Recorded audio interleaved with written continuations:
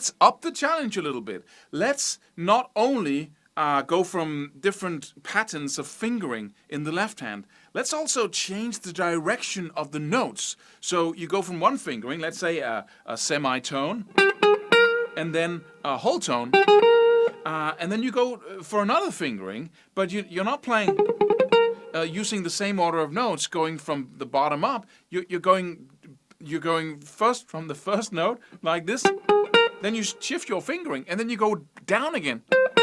Then you shift your fingering once more, and then you go up again, and then you go up one position again. So you constantly move back and forth. This is an excellent exercise because it really shifts the pattern in your brain and really teaches you how to reverse the whole. How to reverse the whole pattern in the brain instead of just firing off the same thing all the time. So this is a great next level to go to if you just practice the exercise / sequence in the previous video. So let's have a closer look at it, and then you can start practicing it right away.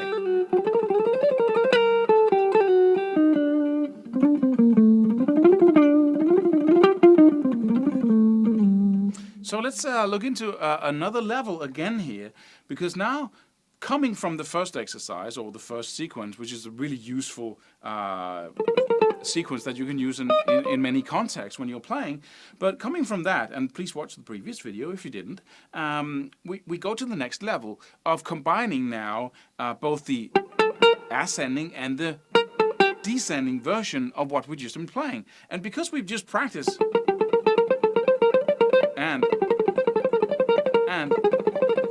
then we're not doing anything new here. The new thing is combining them very rapidly. So now we're both going to do the position shifting and the shifting of how to use your fingers.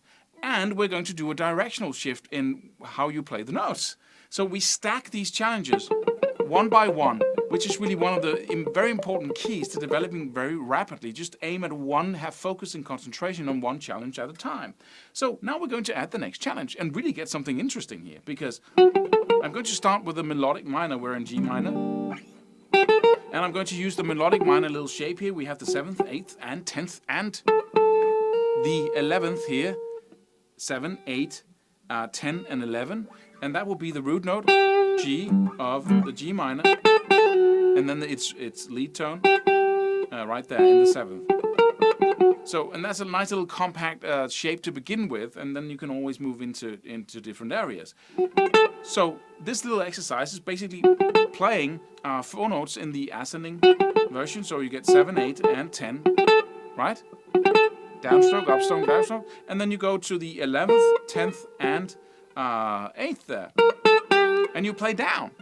So you play 7, 8, and 10, and then you move that up, and then you play down. You play the descending version. You play 11, 10, and 8, and that's a simple lick.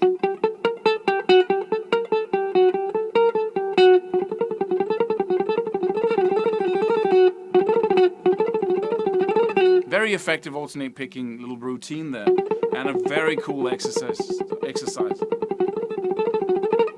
And then you move that up. Once you really have a good confidence down here, because now this little exercise is very cool, because you're only moving semitones, 1 fret at a time, right? Instead of moving whole tones. But that's what we're doing in the next level here. So we go from the 8, 10, and 11 to the 10, 11, and 13th. So you go, and then you move up, you move that note up, and play down. And that's the second little exercise. And we're adding challenges here, because now we have to move 1 whole tone every time. Right?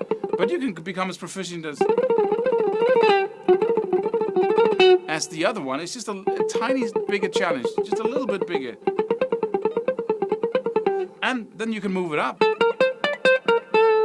To our third little example here, you have the 10th, 11th, and 13th, and then the 15th fret. So you play the 10, 11, and 13, down, up, down, and then you play down from the 15th to the 13th to the 11th. Right? So now you have these 3 exercises.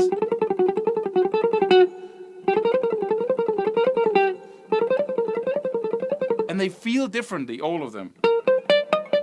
And the next thing you actually need is to combine 2 whole tone intervals on one string with a semitone right there. So that's the last exercise, to be able to play all combinations on one string. And that feels a little different too. It's the opposite of semitone, whole tone, and then this is whole tone, and then semitone.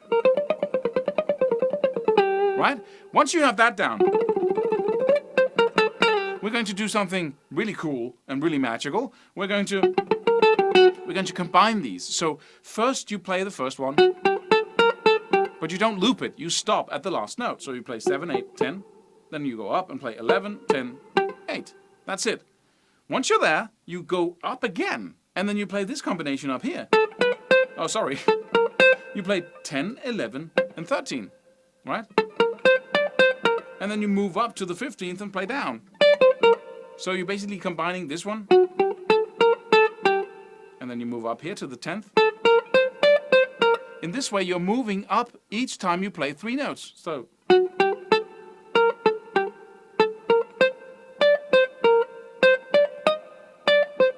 And then you can go back again. So you can go. That was the first, right? And then instead of moving up, which you can do, you just move back.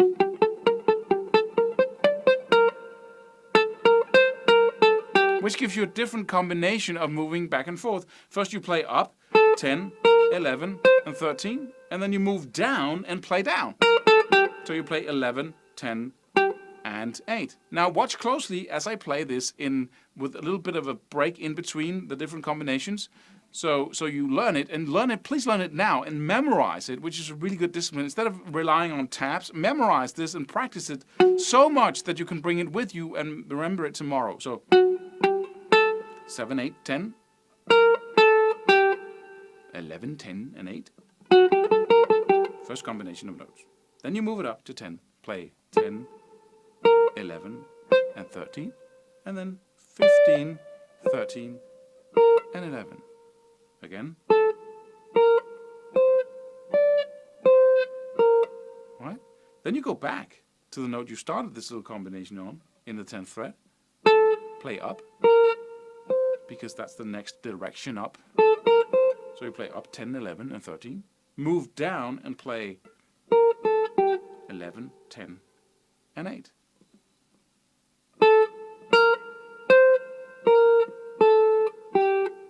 Again.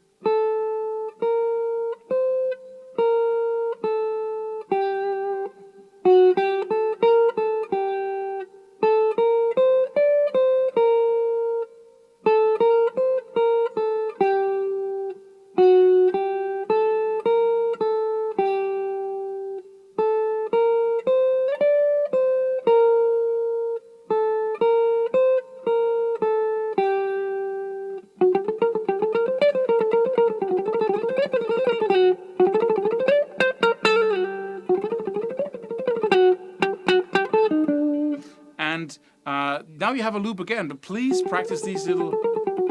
First, practice those, and then. Oh, sorry. And the different parts of it, and then put them together.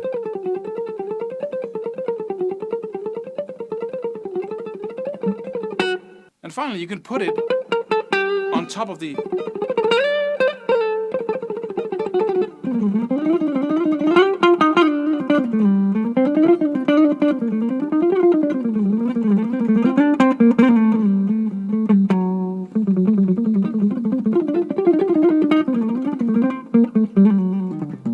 And then you can start combining it all.